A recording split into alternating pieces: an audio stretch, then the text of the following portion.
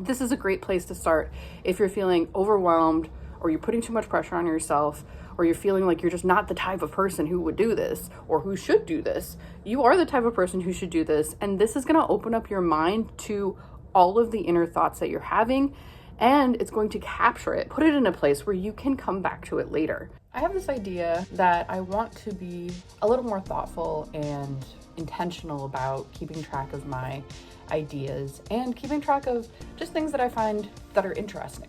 So this is going to be my attempt at a new idea where I'm not going to do a commonplace book. I'll get into that in a second, but I'm also not going to be doing a daily journal. I'm going to just carry a very simple notebook around with me, and if there's something that catches my eye, if there's a quote that I like, if there's a to-do list that comes across my mind, I'm just going to put it in this notebook and then come back and filter through it later and see what I should do with that idea. But first I want to kind of get into my thought process behind it, why I think this will be useful for me, and talk about what my expectations are for this little project that I'm trying. So I came across recently the concept of commonplace booking, which you can read about, but basically you're keeping a written document, usually in like a notebook, of things that you find interesting or inspiring or things that you're just learning about. It really can be anything, but it is, again, it's more intentional than just a daily journal or diary that you might write, which is something that I've done for a long time. But that feels much more stream of consciousness, much more thinking about how, like, what's going on in my life and how my internal world is affected in certain ways. Whereas a commonplace book is more about ideas and things that I may want to come back and reference later. It's been a couple weeks since I discovered the commonplace book, and I have been oddly intimidated by it. I haven't started it. I'm just intimidated by the whole thing, like I'm gonna ruin it or something. I've also been really struggling with my relationship to creativity. So I've been watching a lot of videos about how do you find your passion? How do you find your gift, your talent? How do you find what you want to identify as, or what you want to really spend your time on? And I think that these things are related. And I think that my relationship to creativity is directly linked to this fear that I have about starting my commonplace book. So today I found a YouTube video that was very low expectations. It wasn't saying like, hey, I've found, this book that's going to make you happy if you just follow these 3 steps. I've unleashed my potential in such and such a way. It was more like, hey, I am trying this idea out and it looks kind of ugly, and I found it to be really useful.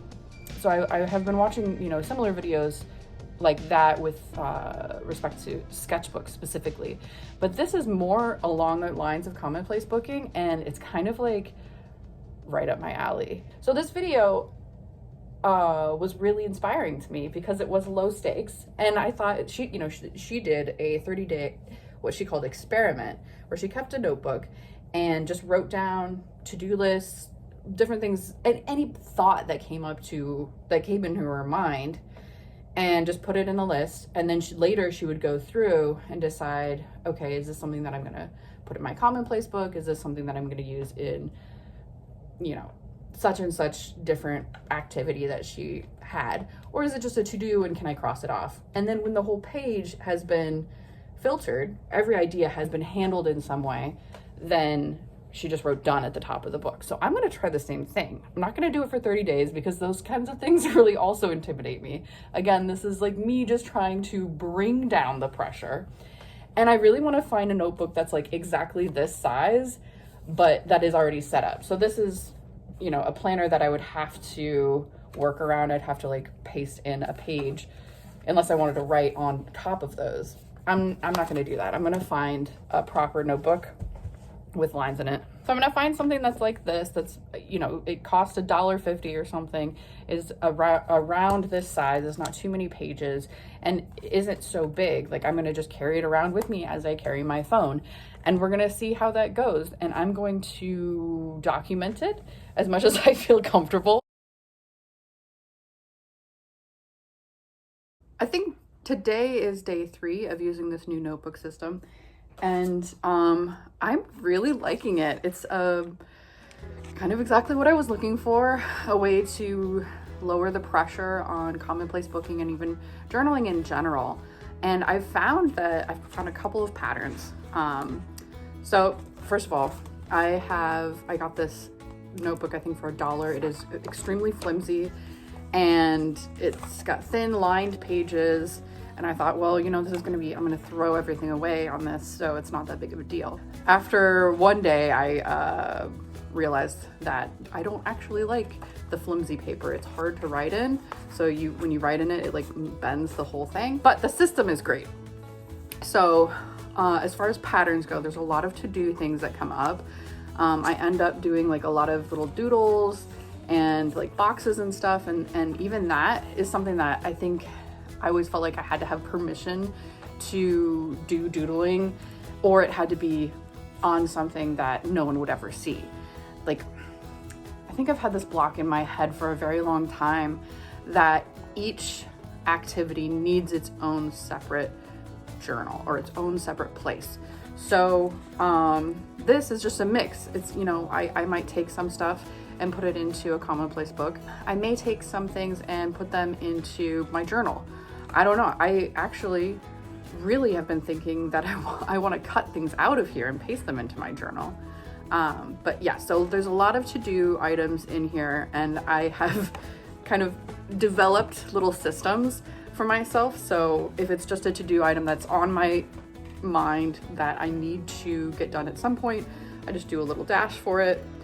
If it's urgent, I put a little asterisk next to it so it kind of catches my eye, and I remember, oh yeah, I have to, for instance, get this car part number for my cousin because she needs to get that car part today. Some things are just little thoughts or little, not quite anecdotes, but like one of my favorite ones from the very first day was we made meatballs for the first time tonight and they are delicious. And then I drew this little cluster of meatballs.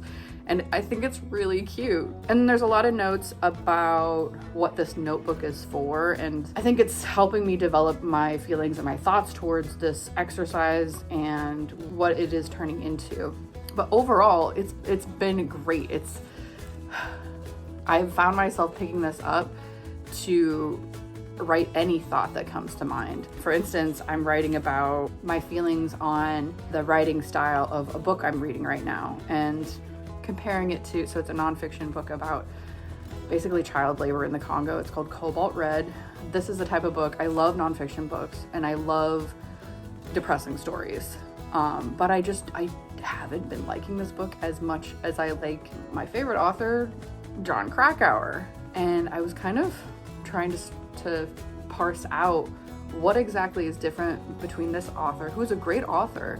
I really enjoy his writing, and what makes his writing different from Jon Krakauer's writing, which is just so almost like unbearably compelling. So I'm getting all these thoughts, all of these ideas, and then I have like a doodle of my cat. And then I have like what you might call shadow work. There's also a note here about an episode of a documentary series called Panorama that the book that I'm reading, Cobalt Red, mentions. And I thought, wow, I really want to watch that. So I write it in my notebook instead of just forgetting about it or putting it in a note in my phone that I never go back to. And that's the key thing, is you have to come back to your notes with this kind of system. You can't just write it down and expect it to get done. So that's been a bit of a struggle for me, but it's also nice. It's like I know that I'm writing something that my future self will come back to and is valuable. And it is making me think more critically about the things that I'm consuming. And I just feel like I'm a more active like participant in the world in some way. And this is also giving me a sense of control, which is, I think for most people, definitely for me, really important. So I also put in this, it's a dream I had, and I put it in kind of a cloud thing, and I drew a little tiny doodle of myself sleeping. Oh, and then the last thing I want to mention is I have decided that since I have this impulse to cut things out and then paste them in other places, I'm only going to use one page. Like, I'm not going to use the back side because I don't want to cut other things out, if it's on the front. So we'll see how that goes. I am also refraining from cutting things out because I'm still making these videos and I want to give you the whole journal experience. And I feel like if there's pages missing, if the pages are cut into, it's just not going to look very aesthetic. Anyways, writing this all down is showing to me how much I don't know. And that's the whole purpose of this notebook, is like, I can dig deeper on that. I can do a little bit more research and find some more stuff out. I also experimented with a little watercolor on these pages, and like I said, they're very flimsy. But it's okay. I think I would like to get a notebook cover if I stick with this type of notebook, but ultimately I think I'm going to be switching to a different type of notebook. And we'll see how, if I get through this whole thing. Anyways, that's my 3-day report back on my experience. As I said, I'm really enjoying it. It's giving me a lot of joy and just like self-confidence, really. So I hope that if you try this, it gives you something similar or the same. It's great. So I'm back with some final thoughts on what I've decided to call my catch-all notebook, because it catches everything. Any little thought, any little idea, something I need to remember to do, some detail about a doctor's appointment I have, a map of the Congo because of the book I was reading. Everything is in here, and it's kind of just chaotically lovely.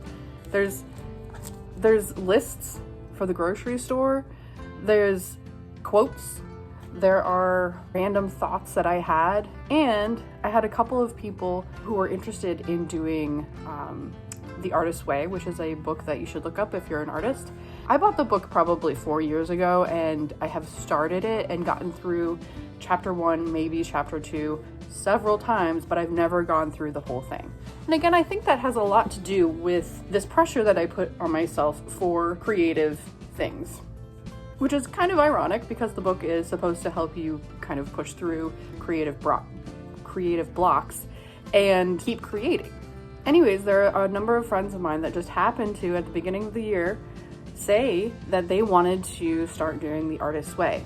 And so I know from doing chapter 1 a number of times that the first exercise in there is called the morning pages. You write 3 pages, just kind of a brain dump of anything that's on your mind so that your brain is more clear and ready for the day.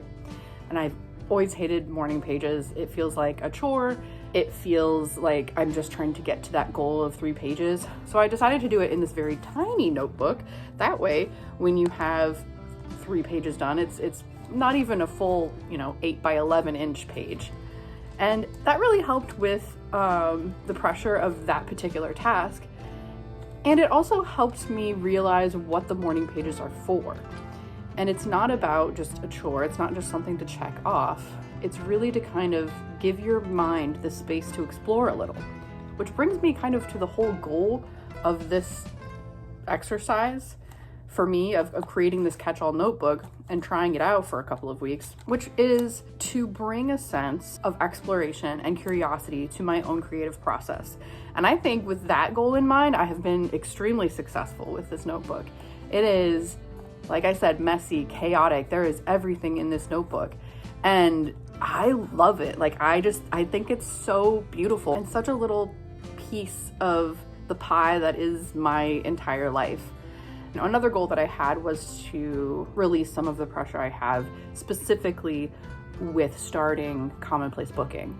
And I still haven't started Commonplace Booking, but I think I'm ready. It feels way easier to me now, and mostly because I started with this notebook, which I knew was going to be messy. And I think with Commonplace Booking, I've seen so many beautiful Commonplace book spreads that people share online, and I think, oh God, it's got to be beautiful. It's got to be, I want it to be beautiful. I want it to be nice, but the idea of doing that in the first draft is so stifling to me.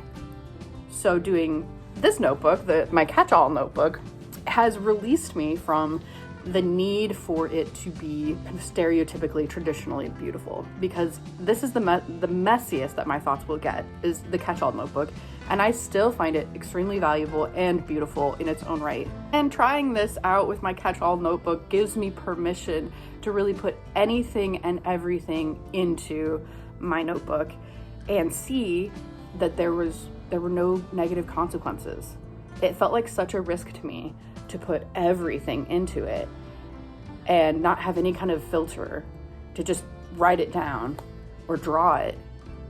And I'm still fine. Nothing bad has happened. And I almost think that my body needed that reassurance to just see me do it, have the experience, go through it, and see like, okay, you created something. It's not what you might have planned for it, and it may not be a work of art, but you're safe and it's okay to create.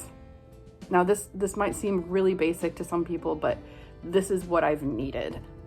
And it feels like such a breakthrough for me. I also just love having this notebook with me wherever I go.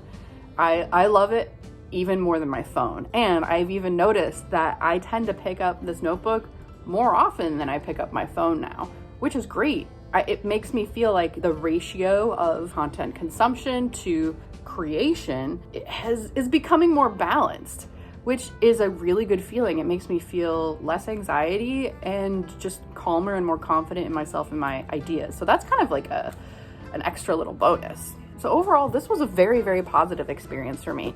And if you have any kind of blockages with creativity and you're struggling with where to even begin, I recommend doing this. Just get a notebook. It doesn't have to be nice. It can be nice if you want it to be. It could be whatever you want. And just write whatever comes to mind. And don't get caught up in rules. Just allow yourself to write, draw, whatever. What I expected to write in this notebook is some of it was right. And even at the beginning, I had this kind of process. Like it felt very strict. Like I had to write a certain type of thing or have this many doodles. Then the rest of it just kind of flowed eventually. Like eventually I got past that strictness and that structure, and that was really good for me. You might find that you need more structure, and you will find that as you go. Like your body, your mind, your being will tell you what is right for you. And that's kind of the wonderful thing about this exercise, is that it can be adapted in infinitely many ways, just as there are infinitely many people. So I highly recommend it. If you want to get into any kind of like journaling or notebooking, sketchbooking, any of that stuff, commonplace booking, this is a great place to start. If you're feeling overwhelmed, or you're putting too much pressure on yourself, or you're feeling like you're just not the type of person who would do this or who should do this, you are the type of person who should do this. And this is going to open up your mind to all of the inner thoughts that you're having, and it's going to capture it, put it in a place where you can come back to it later. And now that's my final point, is that I have not really gotten into a routine of reading through my catch-all book and putting different items into different places. So for example, I have a to-do list app that I use, and I have not put my to-dos from the catch-all notebook into that app yet. And I have not started putting kind of more commonplace ideas into my commonplace book, obviously, because I haven't started that. So that's kind of my next activity, is getting a consistent practice of going through my catch-all book and sorting it out. I also noticed that I really need a sketchbook. That's another thing that's terrified me, like carrying a sketchbook around. Is that me? That's like basically broadcasting to the world that I'm an artist and like I better be good at it, right? It's not. I'm thinking actually, after I finish this catch-all notebook, I might actually just get a smallish sketchbook and use my sketchbook as my catch-all notebook, but then it has good paper so you can use it as a sketchbook as well, and I might just see how that goes. So I went through almost half of the notebook I think I've been doing this for maybe 2 weeks now, which in itself kind of feels like an accomplishment. This is all to say, I learned a lot about myself. I feel very comforted by my ability to bring a sense of exploration and a sense of curiosity to this entire process, and to just give myself a tool to release the pressure for me to be a certain type of creative person. I am creating a thing, and whether it's valued by the world or not is totally irrelevant. It's valuable to me. And I think there's going to be a lot of really wonderful things that come out of this practice. Thanks for watching. I hope to have more content like this out in the future. So follow along, subscribe, and like.